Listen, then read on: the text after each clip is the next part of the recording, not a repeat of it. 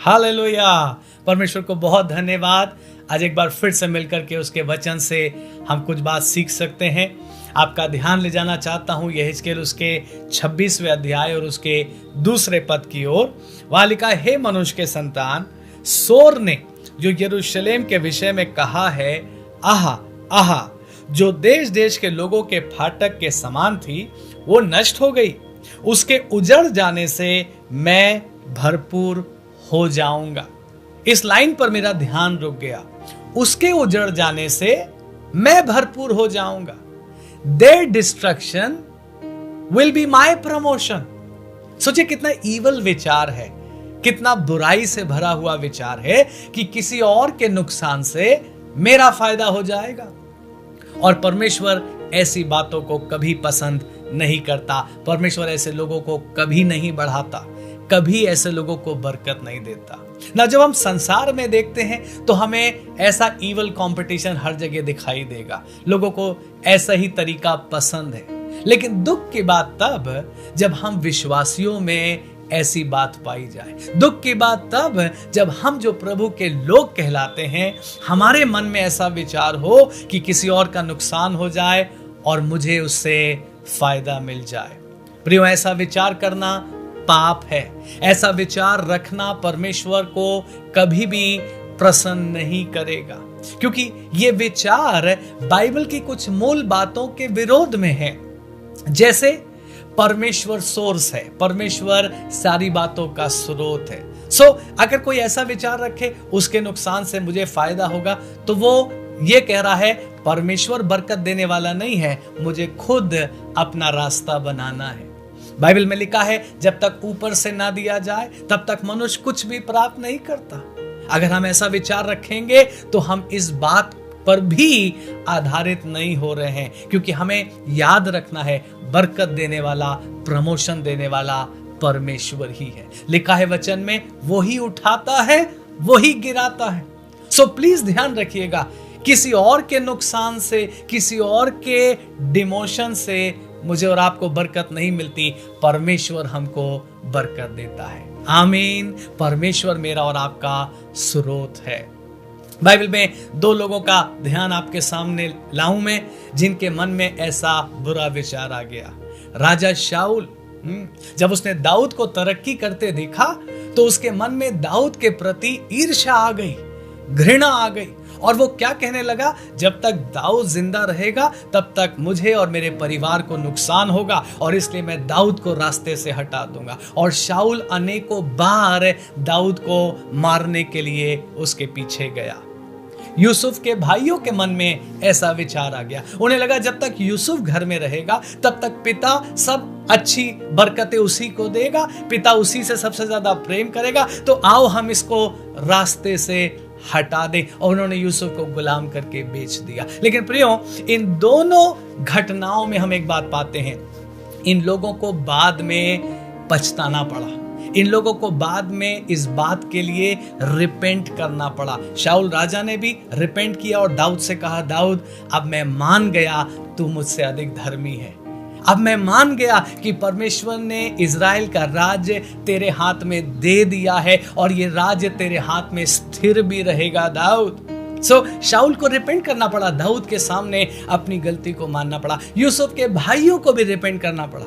आपको याद है जब यूसुफ प्रधानमंत्री हो गया था और इन्हें मालूम नहीं था ये यूसुफ है, ये उसके सामने झुके, इन्होंने दंडवत किया उसको।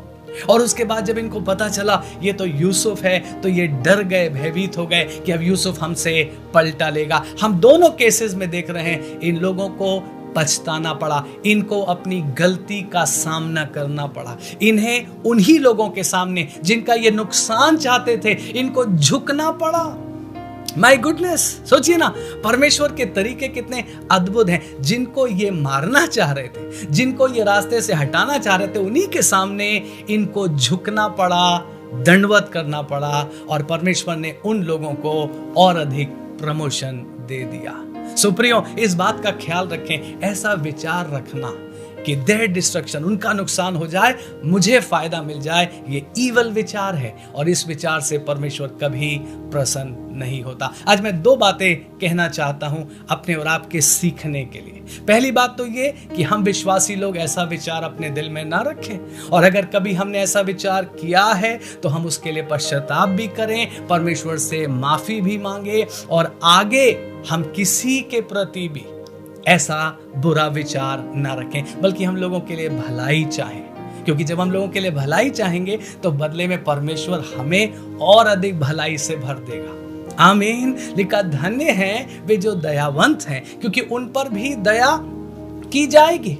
सो अगर आप दूसरे के लिए भलाई चाहेंगे, बरकत चाहेंगे, परमेश्वर आपको भलाई और बरकत देगा। दूसरी बात मैं कहना चाहता हूं, हो सकता है आप कहें मैंने कभी ऐसी बुराई नहीं करी, लेकिन मेरे साथ ऐसी बुराई हुई है, किसी ने मेरे साथ ऐसा किया है, किसी ने मुझे रास्ते से हटा दिया और अपना फायदा कर लिया, किसी ने मेरा हक रोक लिया, जो मुझे मिलना चाहिए था वो मुझे नहीं दिया गया, किसी और ने मेरी बरकत को छीन लिया। ऐसे लोगों से मैं कहना चाहता हूं, बी एनकरेज, आप खुश हों, आप प्रोत्साहित हों। क्यों? क्योंकि हम बाइबल में क्या देख रहे हैं, परमेश्वर ने दाऊद को भी संभाला, परमेश्वर ने यूसुफ को भी संभाला। जब लोग इनका विरोध कर रहे थे, परमेश्वर ने इन दोनों की हिफाजत करी। ना दाऊद मरा, ना यूसुफ मरा।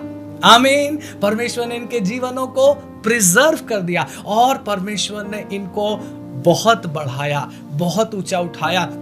और वही लोग जो इनका विरोध करते थे, एक दिन उन लोगों ने इनके आके दंडवत किया, झुककर इनसे क्षमा मांगी और इस बात का अंगीकार किया कि सचमुच परमेश्वर तुम्हारे साथ है। मैं आपको इनकरेज करना चाहता हूं, अगर आप विक्टिम हैं, आपके साथ ऐसी बुराई लोगों ने करी है और आपने कहा मैं बहुत दुखी हूं इस बात के लिए, लेकिन फिर भी आप अपने विश्वास पर कायम रहे, फिर भी आप अपनी दीनता में बने रहे, आपने पलटकर बुराई नहीं की, सो परमेश्वर आपके साथ है, परमेश्वर आपकी ओर खड़ा है। हालेलुया। परमेश्वर आपको संभाल रहा है, परमेश्वर आपको बचा रहा है। और सुनिए, एक दिन आएगा जब वही लोग जिन्होंने आपकी बुराई की मनसा की थी, एक दिन आपके पास आएंगे और आपसे आकर कहेंगे हमारे लिए प्रार्थना करो, क्योंकि हम जान गए हैं कि परमेश्वर सचमुच तुम्हारे साथ है। हमारे लिए प्रार्थना करो, हमने गलती करी है, हमारे लिए दुआ करो और परमेश्वर से हमारे लिए दया मांगो। परमेश्वर आपका प्रमोशन बढ़ाता जाएगा,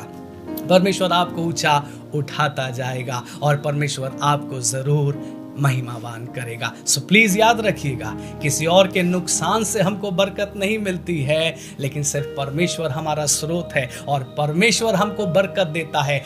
जब तक ऊपर से ना दिया जाए हम कुछ भी प्राप्त नहीं करते, लेकिन जब परमेश्वर हमें देता है तो उसे कोई हमसे छीन ना सकेगा और हम परमेश्वर की बरकतों में हमेशा ग्रो करते जाएंगे। प्रभु आपको आशीष दे, प्रभु आपको ताकत दे, प्रभु आपको बढ़ाता जाए और ये सारी बरकतें आपके जीवन में हमेशा बनी रहे।